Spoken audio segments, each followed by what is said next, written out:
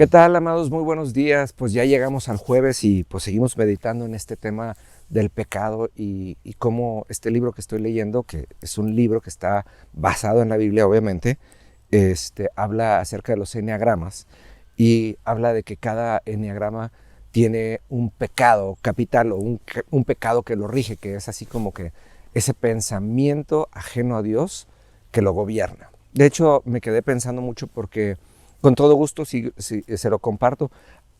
Tengo una serie de prédicas de la profeta Isabel Contreras que habla del pensamiento dominante y de cómo muchas veces nuestros pensamientos que nos dominan nos alejan de Dios, o cómo podemos hacer que de la palabra de Dios se creen pensamientos dominantes para nosotros. Con todo gusto se lo comparto. Escríbame por WhatsApp, por Instagram, por YouTube, por donde usted quiera, y con todo gusto se los hago llegar. Y me impactó mucho cómo este libro describe al pecado como cualquier pensamiento que nos obsesiona, que no tiene que ver con la voluntad de Dios.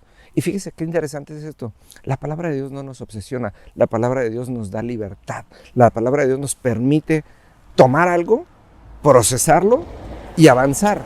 Y normalmente, ¿cómo identificamos un pensamiento que nos obsesiona?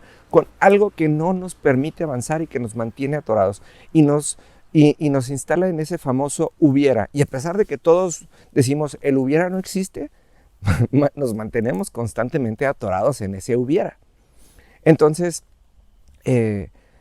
me impacta mucho cómo personajes de la Biblia vivían de esa manera. Por ejemplo, está Jacob. Jacob vivía obsesionado con la bendición, pero no entendía la bendición. Él pensaba que la bendición era un algo, cuando entendemos que bendición es una palabra compuesta. Bien, decir, cuando Dios habla bien de ti. Entonces, ¿qué era lo único que Jacob tuvo que haber buscado? Número 1, el silencio en su mente y en su corazón. Para número 2, escuchar la voz de Dios. Y cuando escuchara la voz de Dios, entendería la voluntad de Dios para su vida.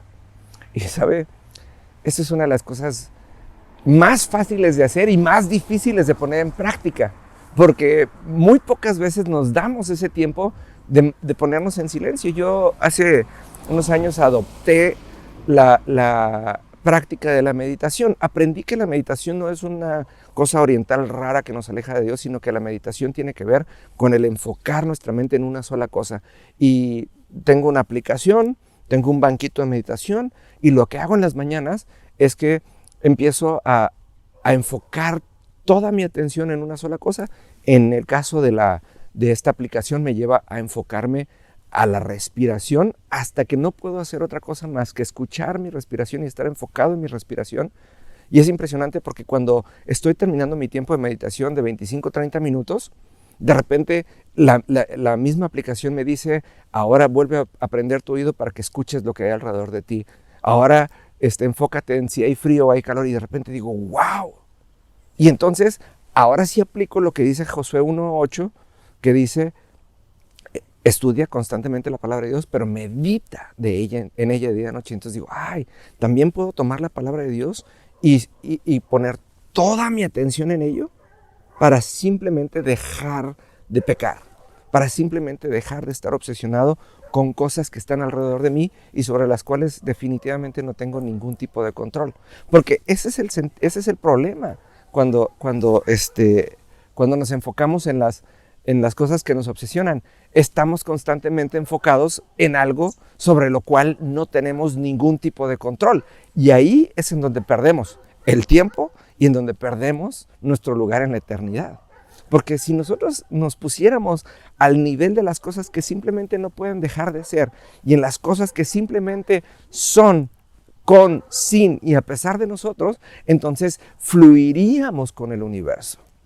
Me preguntaba ayer mi amiga Pati Suárez, estábamos chateando, poniéndonos al día de cómo están las cosas en su vida y en mi vida.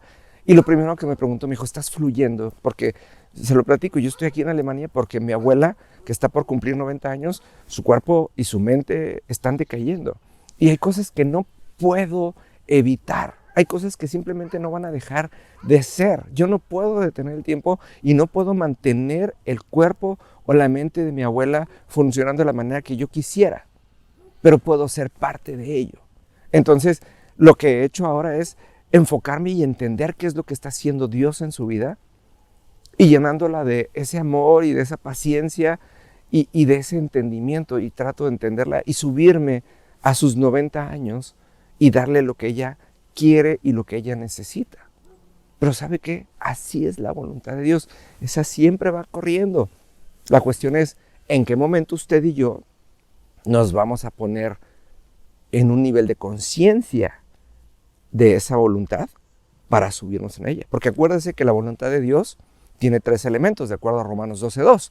Es buena, es agradable y es perfecta. Entonces, yo creo que uno de esos pensamientos que nos obsesionan y de los que tendríamos que deshacernos muy pronto es el decir, Dios por algo hace las cosas, porque siempre le echamos la culpa a Dios cuando las cosas son incómodas y olvidamos que Dios dice que su voluntad es buena, es agradable y es perfecta. Pero tendríamos que conocerla como para verdaderamente subirnos en ella, ¿no lo cree? Mañana seguimos platicando de esto. Que Dios los bendiga.